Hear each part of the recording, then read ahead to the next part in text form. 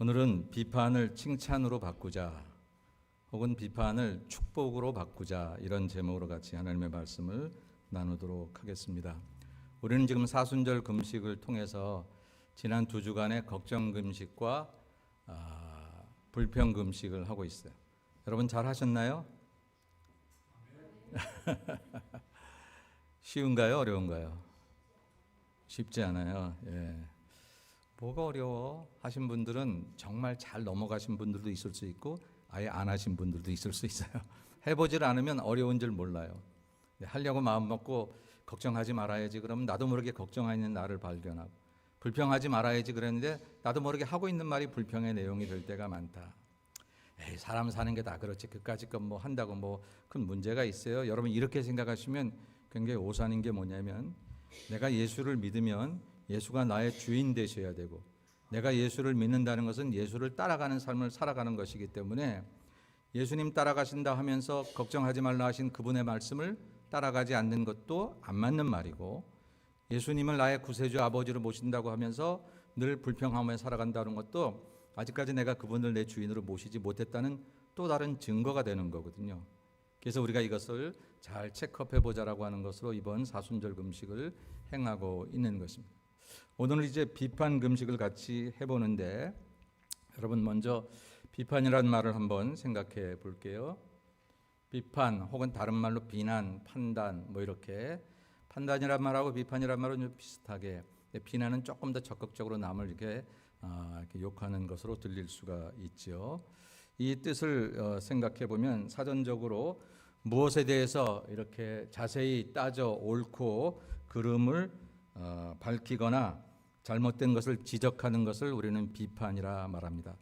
옳고 그른 것을 따져 묻고, 그리고 때로는 그것을 지적하는 것, 조금 더 심해지면 계속 그걸 가지고 나쁘게 얘기하면 비난이라고 얘기를 하고, 옳고 그른 것을 딱 이렇게 생각하면 판단이라고 얘기할 수 있어서 그냥 비판, 비난, 또 판단 다 같은 의미로 좀 생각을 해보도록 할게요.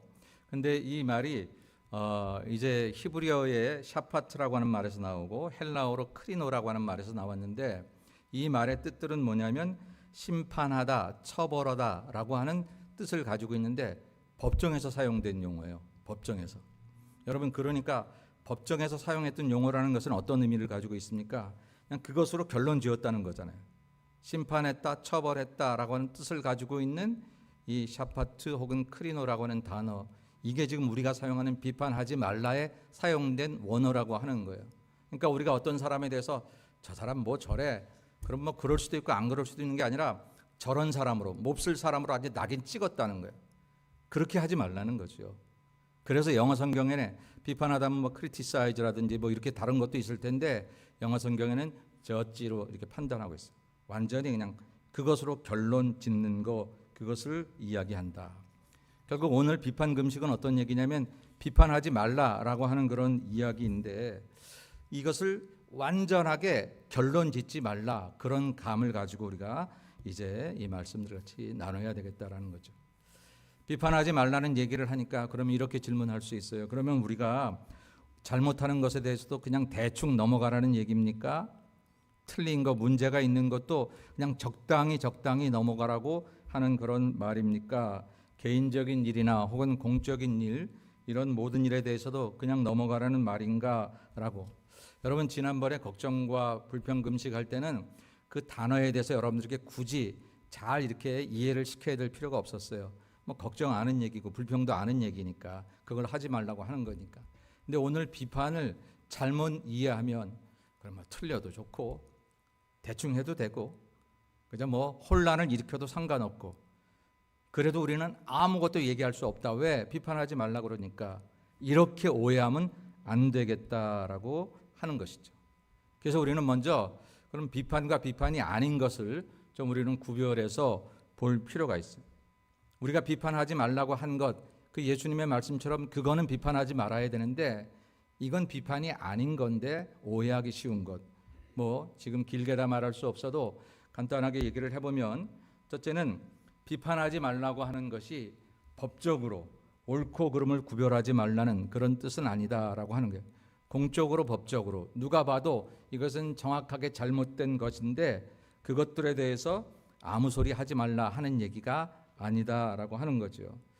오늘 요한일서 4장 1절에 보니까 사랑하는 자들아 영을 다 믿지 말고 오직 영들이 하나님께 속하였나 분별하라. 많은 거짓 선지자가 세상에 나왔음이라 라고 얘기하고 있습니다. 초대교회에요, 예수 이름을 빙자해서 거짓 선지자들이 그렇게 많았어요. 교회 안에도 그렇게 거짓 신자들이 많았어요. 입으로는 예수 얘기하는데 오늘날에도 우리 주변에 이단들 참 많습니다. 한국에 제가 몇 년 전에 갔을 때 어느 교회 가서 이렇게 설교하러 갔는데 이렇게 교회가 크니까 계단을 이렇게 2층 3층 올라가는데 계단마다 배너가 있어요. 이런 사람이 신천지입니다. 이렇게 하는 사람은 속지 마세요. 그 신천지가 교회에 그저 그냥 잠깐 오는 게 아니라 1년을 지나고 2년을 지났어요. 꼼짝없이 속았어요. 나중에 보니까 신천지였어요. 근데 그런 사람들이 마치 잘 믿는 사람인 양 하다가 나중에 교회를 이렇게 막 혼란시키는 거예요. 슬쩍. 근데 말이야, 요즘 목사님 설교가 좀 이상하지 않아? 근데 말이야, 우리 장로님은 기도 안 하는 것 같지 않아? 그러면서 사람들을 살살살살 이게 꼬여서 교회를 이탈하게 만들고 신앙을 저버리게 만드는 일들을 많이 이런 일들이 보일 때 비판하지 말라고 했는데 그럼 저들을 어떻게 해야 할 것인가? 그런 일들에 대해서 비판하지 말라고 하는 얘기가 아니라고 하는 거예요. 법적으로 공적으로 누가 봐도 정확하게 그것을 판단할 수 있을 때에 잘못된 것에 대해서는 치리할 수 있어야 됩니다. 여러분, 우리 감리교도 교회법이 있어요. 교회법이 있어서 목사도 그렇고 뭐 장로님이나 교인들도 그 교회법에 합당하지 않으면 적당한 벌을 줍니다. 정직을 하든지 면직을 하든지 설교를 못 시키게 하든지 6개월 동안 설교 금지하면 교단에서 그렇게 말하면 목사가 설교할 수 없어요. 교인들도 마찬가지 이렇게 하면은 교회를 나올 수 없는 그런 출교 처분을 내릴 수가 있어요. 그러니까 잘못된 것에 대해서 그냥 뭉개고 적당히 넘어가는 게 비판하지 말라는 게 아니다라고 하는 것을 우리가 기억해야 한다. 우리 한참 요즘도 뭐 동성애 이단 사설에 대한 문제가 너무너무 많잖아요. 이 교회를 혼란케 하는 것들에 대해서 우리가 그냥 넘어가는 게 비판하지 말라는 뜻은 아니더라라고 하는 것을 우리가 기억해야 할 것입니다. 두 번째는 비판하지 말라는 말이 잘못을 모른 척하고 넘어가야 된다는 것을 말하는 것은 아니다. 개인적으로도 저 사람이 저거 뻔히 잘못하는데 비판하지 말아야지, 그냥 넘어가야지, 꼭 그러라고 하는 말은 아니라고 하는 거예요. 여기 좀 아주 우리가 좀 자세히 좀 생각해봐야 될 문제인데 누가복음 12장에 보니까 외식하는 자여 너희가 천지의 기상은 분간한 줄 알면서 어찌 이 시대는 분간하지 못하느냐, 또 어찌하여 옳은 것을 스스로 판단하지 아니하느냐, 예수님께서 이렇게 말씀하셨습니다. 왜 이렇게 좀 내일 하늘이 지난 어제 하늘이 이렇게 붉거나 이렇게 어두우면 내일 아침 비 오겠네, 이런 건 할 줄 알면서 천지의 기상은 분간할 줄 알면서 왜 너희 스스로 삶에서 옳고 그른 것을 판단하지 못하느냐라고 말씀을 하셨다라고 하는 거죠. 그러니까 우리가 누가 그렇게 말하는 거나 살아가는 삶을 보면서 저 사람이 옳은 거야 틀린 거야 그렇게 얘기할 수는 있다라고 하는 거예요. 그렇게 얘기할 수는 있어. 그럼 그것을 어떻게 구분해야 되느냐? 그렇게 얘기하면 비판이 될 텐데 또 그냥 비판하지 말라고 그랬으니까 그냥 넘어가면 또 잘못을 그냥 내버려 두는 경우가 될 텐데. 근데 조금 이따 다시 한번 얘기를 하겠습니다만 결국 그런 거예요. 우리가 최종 파이널 디시전 하는 사람이 아니라는 생각을 가지셔야 돼요. 내가 그 사람의 인생에 대해서 최종 결론을 낼 사람이 아니라는 생각을 먼저 가지시면 됩니다. 좀 우스운 모습을 봤어요. 뭐 저러냐? 교회 권사가, 교회 집사가 뭐 저러냐? 그래서 저 사람은 틀렸어. 이제 내 머리에 저 사람은 틀린 권사야, 틀린 집사야, 이렇게 결론 짓지 말라는 거예요. 다만 지금 그 행동은 잘못된 게 명확하거든. 그것도 내 개인적인 감정이나 주관적인 생각 말고 그냥 하나님 말씀에 비추어 봐서 잘못된 게 틀림이 없거든. 그것을 어떻게 그 사람에게 가르쳐야 하는지 혹은 교훈해야 하는지 그 방법에 있어서는 한 번 말하기 위해서 5번 기도하고, 내가 안 되면 주의 종들이나 또 교회 믿음의 어른들을 통해서 권면하게 하고, 이런 다양한 방법들이 있을 수 있어요. 아니 잘못한 것을 보고서도 잘못했다고 그것을 판단하지 못한다면 바보 아니겠어요? 우리 바보되라는 소리가 아니라 다만 그것을 가지고 그 사람의 인생에 대해서 내가 다 아는 것처럼 말하지도 말을 것이며 그 사람에 대해서 내가 최종 결론을 내릴 사람처럼 말하지 말라라고 하는 것입니다. 이게 우리에게 있어서 비판하지 말라라고 하는 말에 있어서 우리가 구별해야 되지만 그 차이점을 이제 설명해 주고 있는 거예요. 그러면 우리가 비판하지 말아야 될 이유, 이제 이번 화요일부터 시작하는 새벽 기도 때 좀 더 하나씩 자세하게 얘기할 거기 때문에 오늘 이 시간에는 그냥 간단하게 좀 넘어갈 겁니다. 우리가 비판하지 말아야 될 그런 첫 번째 이유는 뭐냐면 비판이 내게로 돌아오기 때문에 그래요. 비판이 내게로. 오늘 본문을 읽었습니다. 비판을 받지 아니하려거든 비판하지 말라 그랬어요. 왜?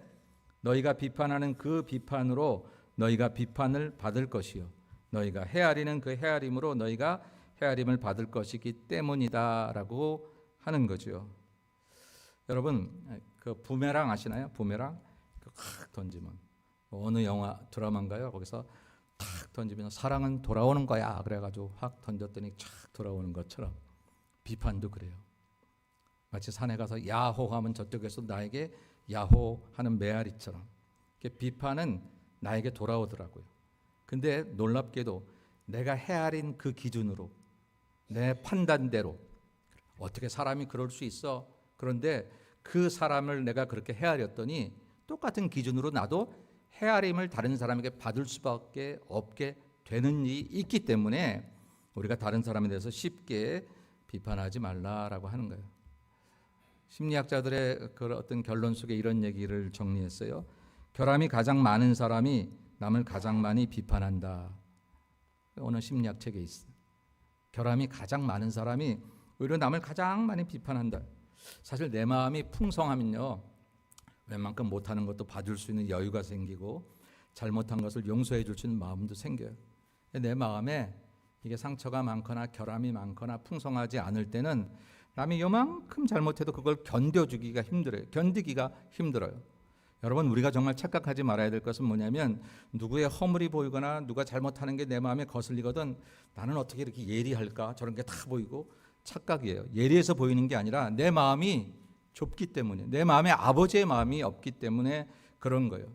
나갔다 돌아온 탕자의 못난 모습만 보이는 게 형이지 아버지 마음에는 그 못난 자식이 다시 살아온 게 보이는 건데 그래서 우리가 이렇게 내가 비판하는 그 비판으로 내가 비판을 받을 것이기 때문에 우리는 비판하지 말아야 된다라고 하는 것 기억해야 합니다. 목회하면서 많은 사람들을 보게 되는데 이상하게 그냥 어느 정도 대충 넘어가도 될 것 같은데 막 흥분하는 사람들이 있어요. 그럴 수가 있느냐고. 근데 보면 대부분 그 사람이 똑같은 잘못을 저지를 때가 참 많아요. 나는 말이 싫어. 말이 안 서 싫어. 나는 그 사람 말이 소리가 높아서 싫어. 그런데 되게 그런 얘기를 하는 사람이 말 많은 사람들이에요. 이상해요. 그러니까 남의 결함을 얘기할 때는 그 결함이 내게 있다는 것. 근데 그게 다른 사람이 할 때는 굉장히 불편해지는 것 같아요. 그래서 여러분 이 성경 말씀이 너무너무 정확해요. 내가 헤아리는 그 헤아림으로 돌아온다라고 하는 것. 그래서 내가 누군가가 심히 어떤 부분이 정말 못마땅하게 보이거든 먼저 생각해야 될 게 뭐냐면 내게도 저런 모습은 없을까라고 생각해야 돼요. 왜냐하면 내가 쉽게 비판했다가 돌아오기 때문에. 또 두 번째로 우리가 비판하지 말아야 될 이유는 뭐냐면요. 비판의 결과가 하나님의 심판이기 때문에 그렇습니다. 로마서 14장 10절에 보니까 내가 어찌하여 내 형제를 비판하느냐 어찌하여 내 형제를 업신 여기느냐 우리가 다 하나님의 심판대 앞에 서리라 라고 말하고 있어요. 좀 비판했다고 바울은 말하기를 하나님의 심판대 앞에 설 거야. 비판하던 사람들 이렇게 이야기하고 있다라고 하는 것입니다. 아까 잠깐 얘기했지만 우리가 누구를 비판하지 말라라고 할 때에 그 정말 중요한 우리의 생각은 뭐냐면 내가 결코 심판자가 아니라는 생각을 하셔야 돼요. 그 사람 그 행동 하나 보고 그냥 우리가 쉽게 그 사람을 결론 지어서는 안 된다라고 하는 것입니다. 나는 척 보면 알아. 그 사람 그렇게 하는 거 보니까 알아. 이렇게 말하지 말자라고. 설사 내 눈앞에서 10번을 잘못했어도 그 누군가 앞에서는 또 좋은 모습이 있을 수 있지 않겠어요? 나에게는 몹쓸 사람으로 보여도 그 어떤 자기의 자식에게는 좋은 아버지일 수도 있고 또 누구에게는 좋은 친구일 수도 있고 더군다나 하나님 앞에서는 아직까지 구원을 기다리고 계시는 아직까지 그를 향해 십자가의 피눈물을 쏟고 계시는 하나님의 대기발령난 자녀가 아니겠어요? 그렇다면 우리가 그 사람을 향해서 함부로 얘기하면 하나님에 대해서도 우리가 혹 잘못 얘기하는 것이 될 테니까 우리는 비판하지 말아야 되겠다라고 하는 것이죠. 그러면 이제 우리가 비판하지 않으려면 어떻게 할까? 결론부터 우리가 제목으로 얘기했습니다. 비판 대신 뭐 하라고요? 칭찬을 하라. 또 하나? 축복을 하라. 제가 원래 처음에 나눠드렸던 자료에는 칭찬이라는 단어만 썼기도 했었는데 이 칭찬과 축복을 우리가 같이 해야 되겠다. 그래서 오늘은 이제 비판을 칭찬으로 축복으로 바꾸라라고 하는 얘기가 이제 결론이면서 오늘 우리가 해야 될 이야기입니다. 여러분 먼저 칭찬의 언어를 잘하면 좋겠어요. 칭찬의 언어. 성경에 보니까 도가니로 은을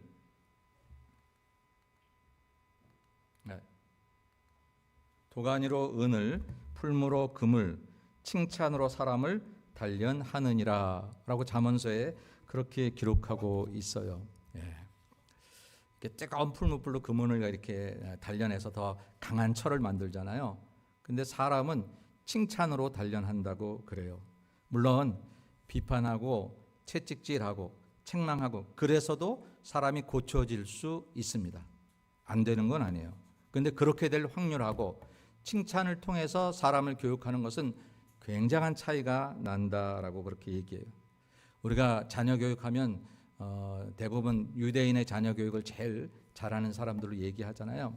근데 유대인들은 자녀의 장점을 따라서 칭찬과 축복하는 것을 참 잘한다고 해요. 그냥 내 자녀 아이 좋아 뭐 이렇게 하는 게 아니라 참 너는 말씨를 곱게 쓰는구나라고 축복을 하고 참 내 목소리는 아름답구나라고 그렇게 칭찬을 한다라고 하는 것이죠. 사실 이 칭찬을 잘하면 칭찬하는 사람도 복되고 칭찬을 받는 사람도 참 복되다라고 하는 거예요. 놀랍게도 우리는 너무도 쉽게 다른 사람의 약점을 고쳐주려고 하는 유혹에 늘 빠져 있다라고 심리학자들은 이야기합니다. 정말 좋은 사람은 정말 좋은 크리스찬은 사람의 약점을 보는데 탁월한 사람이 아니라 사람의 장점을 보는데 좋은 점을 보는데 탁월한 사람이 되어야 할 것입니다. 저와 여러분이 정말 좋은 크리스찬이 되기를 원하면 정말 좋은 그런 하나님의 장점이 그 사람 안에 있음을 볼 수 있어요. 그리고 그것을 이야기해 줄 수 있어야 된다라고 하는 것이죠. 여러분 칭찬은 고래도 춤추게 한다. 이거 저 샌디에고에 있는 시월드에서 고래를 이렇게 쇼를 만드는 이제 거기에서 나온 얘기잖아요. 이 짐승도요 이렇게 책망을 해가면서 야단쳐가면서 교육할 수도 있대요.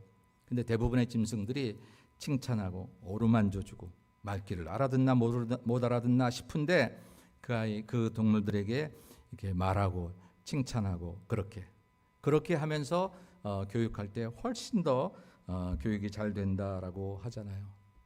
칭찬이 사람을 살릴 수도 있고 비판이 사람을 죽일 수도 있다라는 거죠. 저는 가룟 유다와 베드로를 생각합니다. 둘 다 실수했어요. 어떤 실수? 예수님을 판 실수, 예수님을 배반한 실수. 사실 예수님의 12제자 가운데 베드로는 수제자고 가룟 유다는 회계를 맡았으니까 똘똘했을 것 같아요. 그랬는데 가룟 유다가 그만 잘못 생각해 그 마음에 사탄이 들었다고 성경은 기록하고 있는데 그래서 예수님을 팔았어요. 베드로는 장담했잖아요. 주님이 어떻게 고난을 받으십니까? 만일 주님이 고난을 받으신다면 제가 다 먹겠습니다. 내가 어디까지 따라가서든지 그렇게 하겠습니다. 근데 예수님이 너는 오늘 나를 3번 부인할 거야. 아예 말도 안 되는 소리 하지 말라고 그랬는데 그렇게 부인했잖아요. 둘 다 실수했는데 그 다음 단계를 보니까 가룟 유다가 나중에 깨달아요. 내가 잘못했음을 알아요. 그리고 찾아간 것이 대제사장들이었어요. 자기가 팔았던 그 사람들, 은 30냥을 받았던 그 사람들 가서 내가 잘못 생각한 것 같다 그러니까 그 사람들이 비난해요. 조롱해요. 웃기는 소리 하지 말아라. 말도 안 되는 소리 하지 말아라. 네가 자원해서 나한테 준 거 아니냐? 비난을 받습니다.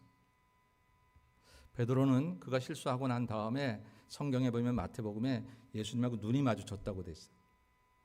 아무런 단어도 없어요. 언어가 없었어요. 눈이 마주쳤는데 그 다음에 밖에 나가서 통곡했다 그랬어요. 사람은 때로 눈으로도 말하는 거잖아요. 그리고서 갈릴리 호숫가에서 다시 그 예수님 만났어요. 그때까지 다시 내가 세상을 일으켜버리라 그런 생각 없었어요. 예수님 따라가던 거 다시 내가 조직을 모아서 예수님 12제자를 내가 수장이 되어서 해볼 그런 마음도 없었어요. 근데 그때 예수님 만나서 예수님이 사랑 얘기를 하셨어요. 너 나 아직도 사랑하니? 이 사람들보다 사랑하니? 라고 물으시는 거예요. 그때 내가 주님은 얼마나 사랑하고 있었던지를 3번씩이나 물으시는 그 질문 앞에 대답하기 위해서 내 마음이 사랑으로 들끓는 다시 자기 자신을 발견하게 된 거예요. 비난을 받은 사람 가룟 유다는 목을 메어서 자살했어요. 다시 그 사랑의 언어를 들은 베드로는 다시 일어서서 실수했지만 넘어졌지만 초대교회에 정말로 하나님의 귀한 일꾼이 되었어요. 그런 생각을 해봅니다. 가정이지만 만일 유다가 그때 그 은30냥을 가지고 대제사장들을 찾아가지 말고 차라리 예수님의 앞에 왔더라면 어땠을까? 예수님이 너 나를 팔더니 왜 왔냐? 난 이제 너 안 보겠다. 우리가 아는 예수님은 아마 안 그러셨을 것 같아요. 아무 소리 안 하셨을런지도 모릅니다. 유다는 눈물을 흘릴지도 모르고. 그럼 아마 예수님께서 이렇게 등을 토닥토닥 두드려 주셨을지도 모르죠. 힘들었지? 오히려 나를 팔다가 힘들어하는 그 제자의 그 안쓰러운 마음들을 위로하셨고, 만약에 그 힘들었지라는 식의 위로의 한 말씀을 유다가 들을 수 있었다면 아마 유다는 자살하지 않았지 않았을까. 물론 이건 가정이지만, 사랑하는 여러분, 칭찬으로 사람을 단련한다 그랬어요. 비난과 비판과 책망으로 사람이 교훈받아 좋아지기가 그렇게 쉽은 일이 아닙니다. 책망할 때는 물론 책망을 해야 되겠지만 우리가 어떻게 잘 칭찬해서 사람을 세울 수 있는지를 우리가 깨닫는 것이 더 빠른 길이고 확실한 길이고 그리스도인이 살아가야 될 길이다라고 하는 거죠. 성경에는 또 이렇게 얘기하고 있어요. 너희 말을 항상 은혜 가운데서 소금으로 맛을 내라. 맛을 냄과 같이 하라. 그리하면 각 사람에게 마땅히 대답할 것을 알리라 라고 그렇게 얘기합니다. 소금으로 맛을 냄과 같이라는 것은 정말 적절한 말, 경우에 맞는 말, 때에 맞는 말, 내가 옳다고 생각하는 말이 아니에요. 나와 내 말을 듣는 사람에게 같이 좋은 말. 이게 맛을 내는 거예요. 맛을 내는데 나는 맛있다고 얘기했는데 이 사람은 맛없다고 말하면 그럼 맛을 낸 게 아니잖아요. 그런데 그 말을 어떻게 하라고요? 항상 은혜 가운데서 하라. 은혜 가운데서 하라. 사람이 언어를 연구하는 사람들의 얘기에 들으면 그 말의 내용으로 인해서 우리 가슴이 바뀌어져 뛰고 우리가 생각이 바뀌어지는 경우는 30% 20%도 안 된대요. 그 말을 하는 사람의 말투, 어감, 진실성, 그 얼굴, 거기서 달라진다라는 거예요. 아무리 내가 좋은 얘기를 해도 내 눈에 힘이 들어가고 말이지, 미움이 가득 찬 모습이 얼굴에 드러나면 사람들은 그것을 좋은 교훈으로 받을 수 없다는 거죠. 없다는 거예요.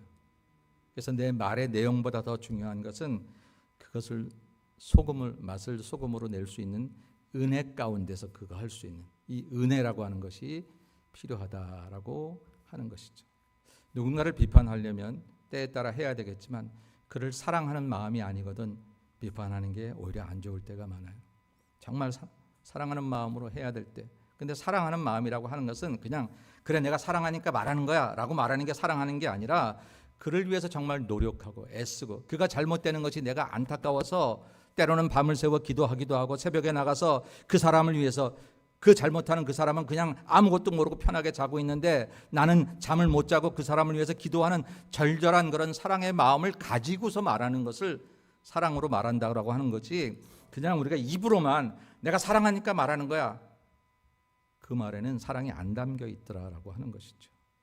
그래서 여러분, 저와 여러분이 누군가에게 어떤 비판 내지는 판단 내지는 권면을 하려면 정말 성도들은 먼저 기도하고 그리고 정말 내 마음에 그를 사랑하는 마음으로, 절절한 마음으로 그렇게 우리가 이야기를 해야 될 것입니다. 뿐만 아니라 칭찬해야 되는 게 성경에 많이 있지만 이렇게는 또 하지 말라고 하는 얘기도 있네요. 타인이 너를 칭찬하게 하고 내 입으로는 하지 말며 외인이 너를 칭찬하게 하고 내 입술로는 하지 말지니라 그랬어요. 가끔 보면 자화자찬 하시는 분이 참 많아요. 내가 말입니다, 이 타운에서 뭐 적당히는 또 우리 서로 애교로 봐줄 수도 있지만 너무 지나치면 그 다음부터는 어떤 일이 생각나냐면 그 사람이 하는 말은 다 안 믿게 돼. 맞는 얘기도 할 텐데 그냥 자기 자랑에 그냥.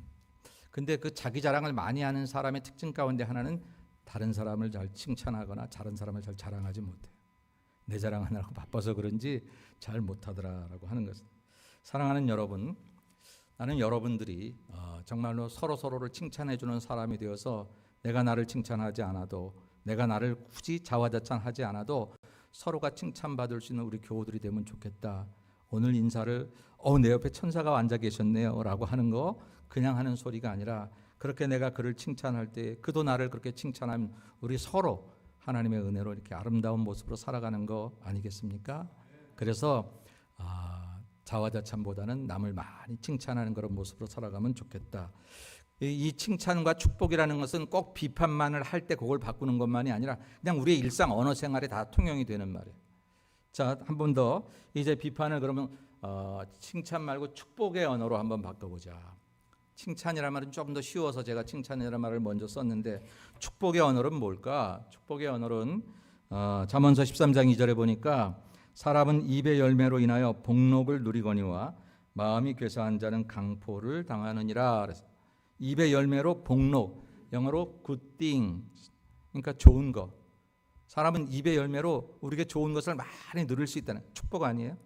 말 한마디로 천냥빚 갚는다는 우리말이 있는 것처럼 그 말 한마디로 우리는 정말 뭐 아무것도 없는 사람 같은데 내가 천사가 되기도 하고 내가 갑자기 정말 존귀한 사람이 되기도 한다라고 하는 것이죠. 이런 언어를 좀 해야 되겠다라고 하는 것입니다. 여러분 항상 그렇게 생각하면 좋을 것 같아요. 내가 생각하는 것보다 조금 더 칭찬을 하는 거, 조금 더 축복하는 거, 이거 굉장히 중요하고 어떤 경우에는 칭찬하고 싶은데 칭찬할 게 없어서 그럼 어떻게 하면 되죠, 여러분? 어떤 사람을 보고 칭찬해야 되는데 칭찬하기가 참 어려워. 정말 그냥 속에 열불이 나. 칭찬할 게 하나도 없네. 그럴 때는 축복하세요. 축복은 칭찬은 그래도 지금 뭔가 보여야 칭찬하기가 쉬운 거죠. 물론 칭찬을 잘하는 사람 되게 되면 그 없는 것에도 칭찬을 찾아내게 되지만, 근데 축복은 지금 그렇지 않아도 할 수 있어요.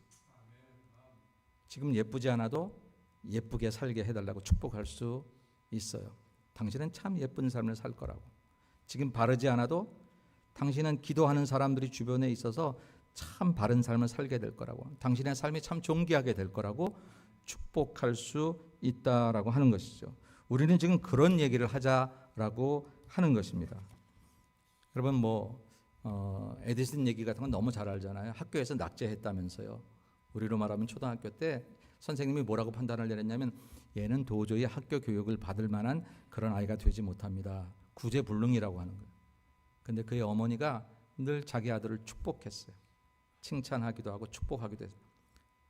너는 낙제받은 아이가 아니야. 너는 뭘 못하는 아이가 아니야. 너는 정말 잘할 거야.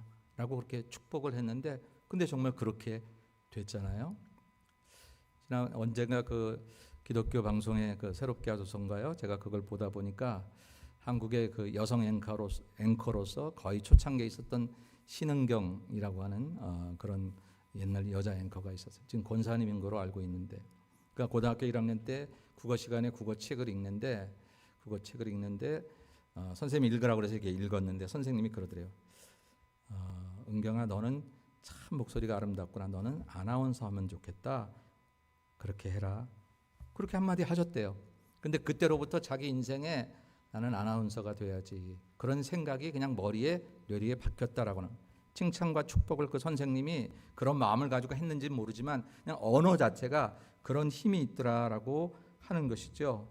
잘했어, 잘할 거야, 아유 대단해, 훌륭해, 에이 그렇지 않은데 내가 나는 입 바른 소리 못해, 나는 그렇게 그런 소리 못해, 이런 소리 하지 말자고요. 왜 그런 소리 하면 안 되냐면 지금 내 눈앞에 보이는 그 사람이 내 기준에 맞는 그 사람이 아닐 수 있거든요. 내 기준이 제일 세상에서 옳은 기준이 아니잖아요. 아까 얘기했습니다만 마지막 결론자는 하나님이시거든요. 하나님 보시기에도 기대하고 하나님 보시기에도 지금 괜찮은 게 있는 사람인데 내가 생각하는 내 기준에 합당치 못하다고 해서 그 사람을 결정적으로 나쁘게 얘기하고 아무것도 칭찬할 것 축복할 게 없다고 말하는 것은 내가 하나님인가요? 내가 하나님 자리를 대신하는 우를 범할 수 있는 것이다라고 하는 것이죠. 그런 점에서 여러분은 칭찬하고 축복하는 말을 잘해요. 지금 그렇지 않거든 그냥 마음껏 축복하세요. 잘 될 거예요. 정말로 당신의 인생에 좋은 사람을 만날 거예요. 걱정하지 마세요. 힘내보세요. 여러분, 한국의 부자들을 인터뷰했던 어떤 결과를 보니까 대부분의 부자들은 자신들의 성공을 이렇게 의심하지 않고 열심히 그렇게 나갔던 것도 있었는데 그 부인들이 그렇게 격려를 많이 했다고 그러네요.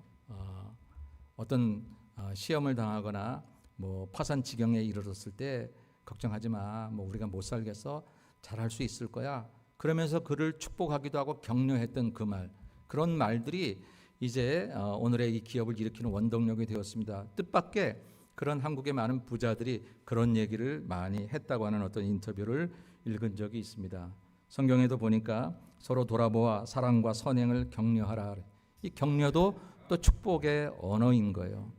여러분, 절대로 지금 내 귀에 들린 대로 내 눈앞에 보인 대로 사람을 판단하거나 그 사람에 대해서 결론 짓고 그가 아니야 이렇게 말하지 말자고요. 우리말 속담에 굉장히 좋으면서도 맞으면서도 위험한 게 뭐냐면 하나 보면 열을 안다고 그랬어요. 맞는 얘기잖아요. 진짜 어떤 때 보면 하나를 보면 열을 알아요. 이거 하는 거 보면 다른 것도 어떻게 하는지 보일 때가 있어요. 그런데요, 모든 사람을 그렇게 얘기할 수 없어요. 왜? 하나님이 그 사람을 위해서 끊임없이 변화시키려고 애쓰고 계시니까.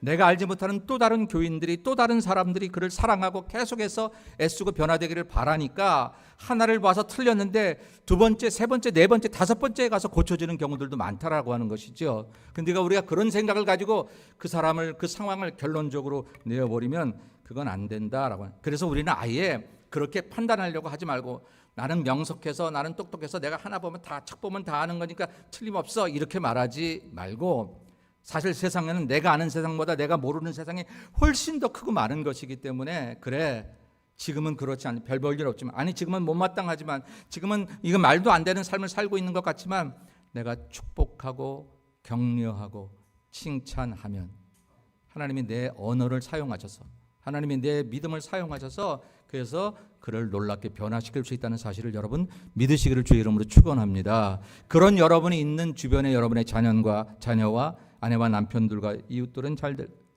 마지막으로 이 축복의 언어라는 것이 이 격려의 언어이기도 하고 믿음의 언어이기도 해요. 예수께서 이르시되 할 수 있거든이 무슨 말이냐, 믿는 자에게는 능히 하지 못할 일이 없느니라 이렇게 말씀을 하셨어요. 할 수 있거든이 무슨 말이냐, 믿는 자에게는 능히 하지 못할 일이 없다라고 하는 것, 믿음으로 말하라라고 하는 것이죠. 서로에 대해서 믿음으로 축복할 필요가 있어요.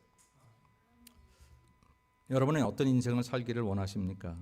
그럼 그것을 믿음으로 하나님께 고백하고 여러분 자신에 대해서도 말하시고 여러분의 남편이, 여러분의 아내가, 부모와 자녀가 또 우리 교회가 이웃이 어떤 삶이 되기를 원하시면 그 믿음대로 계속 선포하세요.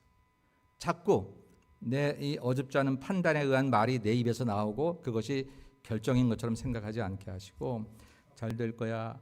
하나님께서 함께 하시면 놀라운 일이 일어날 거야. 오늘은 당신의 인생의 가장 좋은 날이 될 거야. 여러분 그렇게 이야기를 해보시는 거예요. 이거는요 훈련이 아니면 절대 안 돼. 이럴 때 우리 마음속엔 에이 내가 거짓말할 수 있나? 나는 그런 거 못해. 내가 가식 떨지 못해. 이건 가식이 아니라 노력이에요.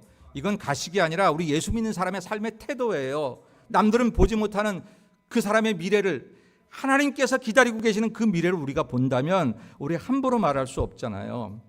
저와 여러분의 인생도 지금은 지질이 힘든 것 같고 아유 인생이 이 정도 살았으면 이제 앞일은 뻔하지 그렇게 생각하지 말라는 거예요. 내 인생에 앞으로 남은 1년이, 남은 10년이, 남은 20년이 내가 살아온 수십 년의 세월보다 60년, 70년의 세월보다 더 좋은 날이 될 수 있다고 여러분 믿음으로 선포하셔야 되는 거예요. 여러분 자신의 인생에 대해서도 믿음의 언어를 말하고 축복의 언어를 말하면 우리가 그렇게 변화된다라고 하는 것이죠.